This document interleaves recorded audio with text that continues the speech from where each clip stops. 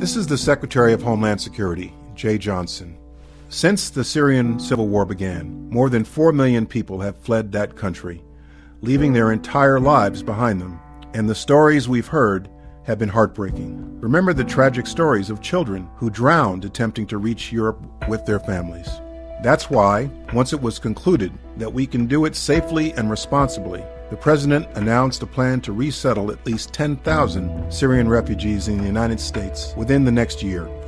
In the days since the Paris attack, many have tried to argue that accepting Syrian refugees, who, by the way, are mostly women, children, and families, means that we'd make America a more dangerous place.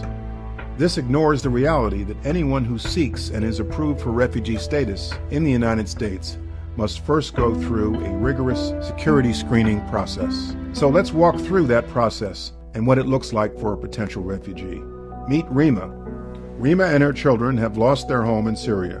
They've made the dangerous journey out of the country, and now Rima is seeking refugee status in a place where she can keep her children safe.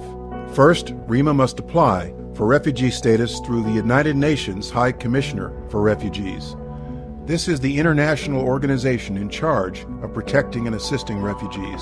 For Rima to be considered a refugee, she must show that she's been driven from her home due to a, quote, well-founded fear of being persecuted for reasons of race, religion, nationality, membership in a particular social group, or political opinion, end quote. If Rima meets the above conditions, she may be referred for resettlement in a country such as the United States. But before she can enter the United States as a refugee, Rima must then undergo a security screening process that is more thorough than any other for people entering this country. She'll have a deep background check. Her biographic and biometric information will be cross-checked against law enforcement and intelligence databases.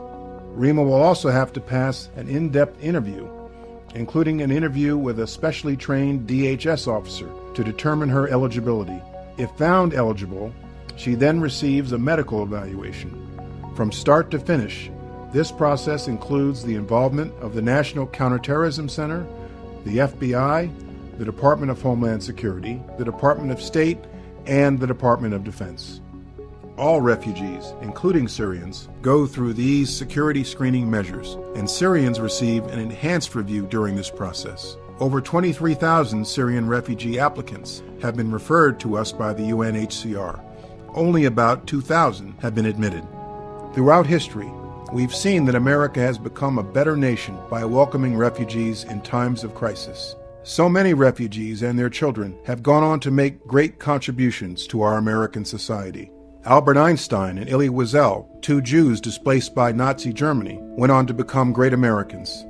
We've seen great athletes such as Nadia Comaneci and Luol Deng flee communism and the Sudanese Civil War, respectively.